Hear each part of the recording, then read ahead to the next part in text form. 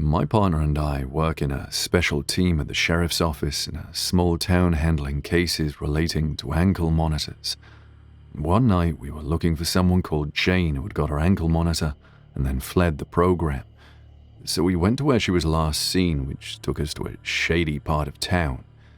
Most of our stops involve oddballs and offbeat types, but this one felt strange right from the start. My partner went to the front door while I stayed by the side of the house, covering him and keeping an eye out. We knocked on the door and heard noises inside. A woman who seemed around middle-aged, 5'5", white brunette, hair in a bob, opened the door slowly and looked straight at me, not my partner, which was weird, because I wasn't visible from the door or any window. Normally, people would answer the front door and look at the person who was on the doorstep first, not look at the side of the house. Anyway, my partner asked her about Jane, and she muttered something about her being here, so we asked if we could enter the property, and she let us in. The second we stepped inside, the woman got down on her hands and knees and started crawling around while calling for Jane. She seemed to have some mental issues, so we assumed Jane was this woman's carer.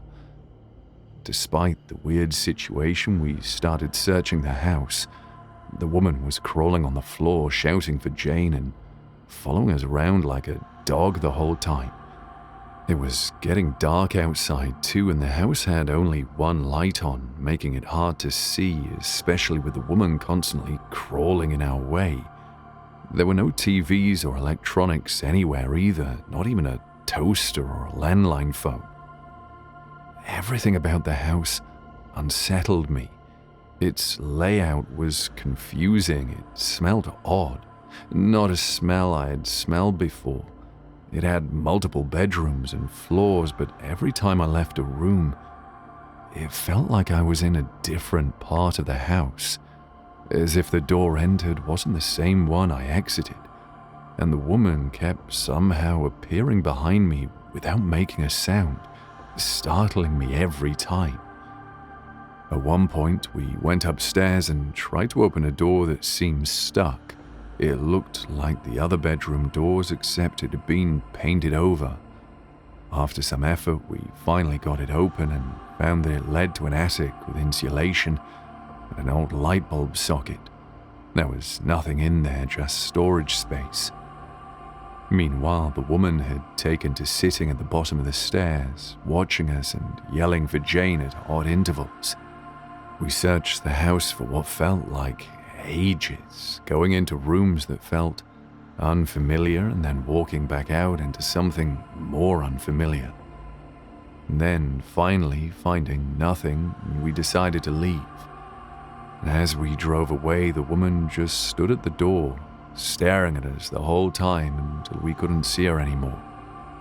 It turned out that when we got back to the car and checked our watches for the police report, we were only there for about 20 minutes, even though it felt much longer. I'm not sure what was more unsettling, the late hour, the woman's strange behavior, her silent movements, or her just staring at us as we left. We never went back to that house.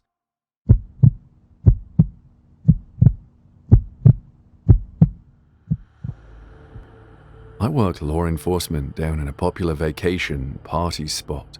I've been on the beat since I was 23, so coming on 15 years now. This place makes the papers and the news a lot, but it's not all crazy like they show on TV.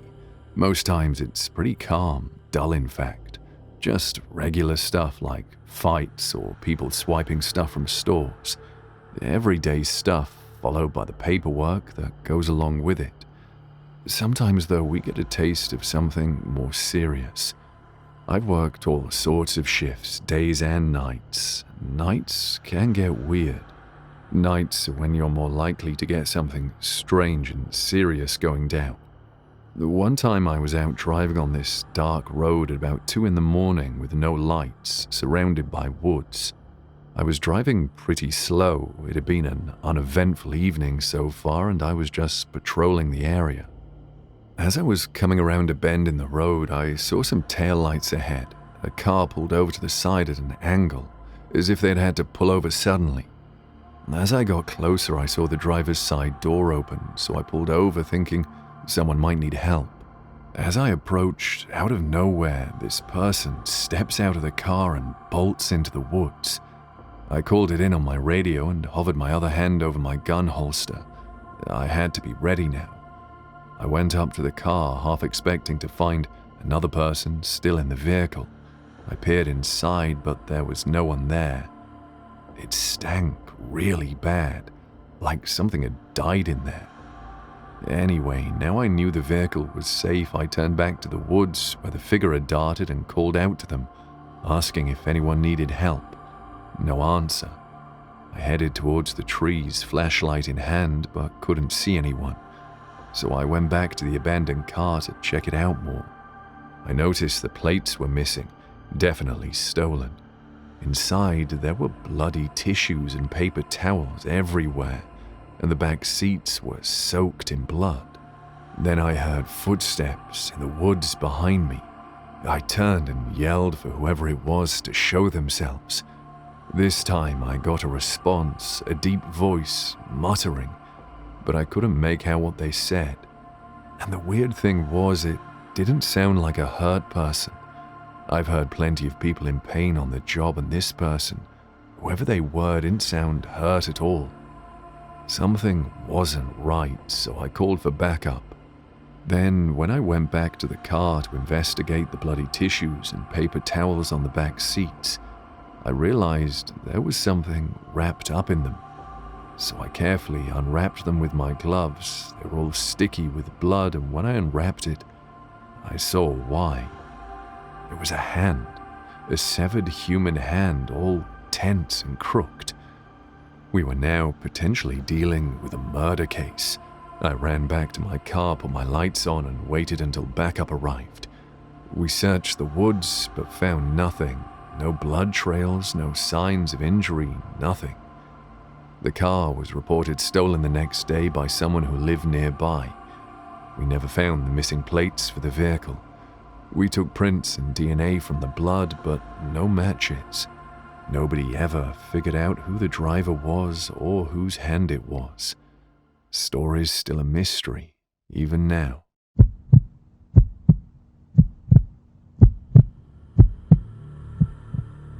One Friday night, my partner and I got a call about a break-in. It was late and I had never dealt with this kind of situation before.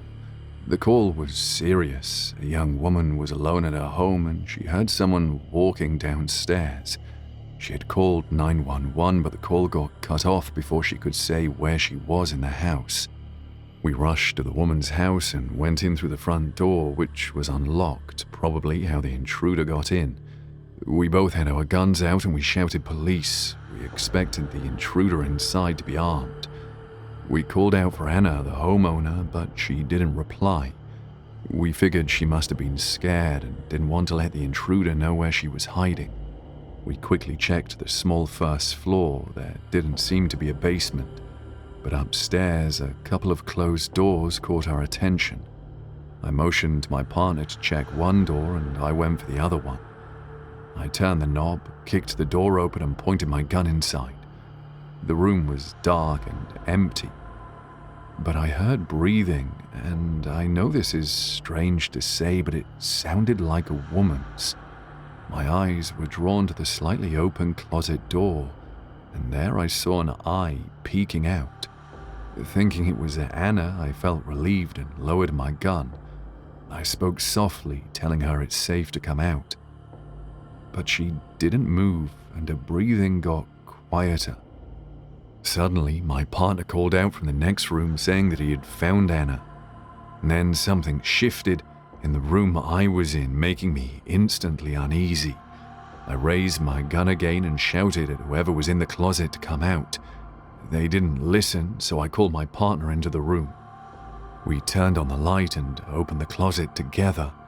Inside, we found a disheveled woman holding a kitchen knife. With our guns pointed at her, she dropped the knife and we took her to the police station. But when we arrested her at the house and on the drive back to the station, she never said a word, not one, the whole time. I'm grateful I'm in a safer part of town now. I haven't had to respond to a breaking and entering call like that since then.